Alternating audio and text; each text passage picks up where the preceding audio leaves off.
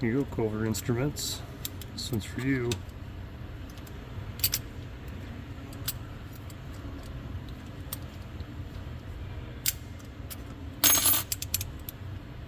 This is 45% silver solder that I bent for my turning tool. And this is a hose clamp that I cut with a grinder.